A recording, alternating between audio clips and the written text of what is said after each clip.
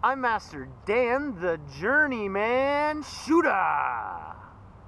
Construction is war. You're always facing enemies, whether it be mental, physical, could be another company, could be anything. Knowing who you have fighting your battle is extremely important. Where they are, what they're capable of, where they can move next. So this is where today's lesson comes in. Chess.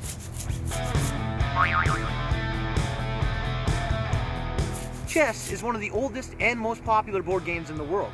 It's the foremost classic game of skill and strategy. With nearly limitless possibilities, this is an exciting game.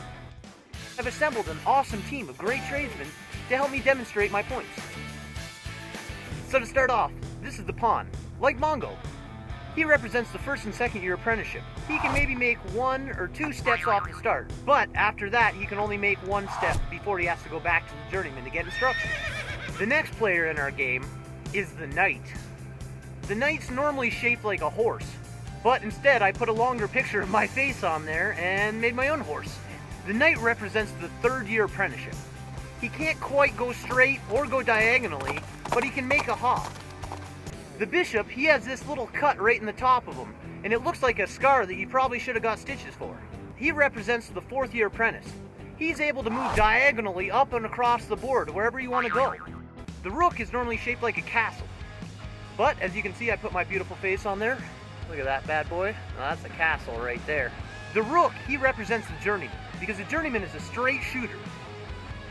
Now the rook, he can move straight ahead, side to side, as many places as he wants. But the problem is, he doesn't make all the decisions. This little lady here is our queen. She doesn't have the most beautiful of face, but you can see she has a crown on her head, and that still makes her royalty. The queen, she represents the sub-foreman. The sub-foreman is a working foreman. He can go anywhere on the table, taking out any player he wants at any given time. But the problem is it's a very important piece.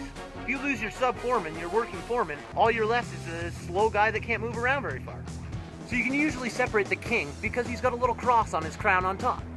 The king represents the foreman of our group, and it's every player on this board's job to protect him. If one person gets out of line and makes the wrong move, the king is done. So, whatever you do, protect your king. Make him look good. Use pride in your work. Chess is surprisingly easy to learn, but it takes years to master.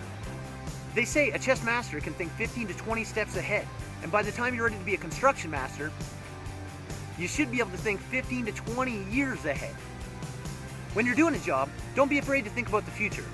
New construction, future technologies, all those stuff might come into play. So leave yourself a little bit of room. You're probably the guy that's going to have to come back and do it. So there's no excuse. Go get a chess set, learn how to play.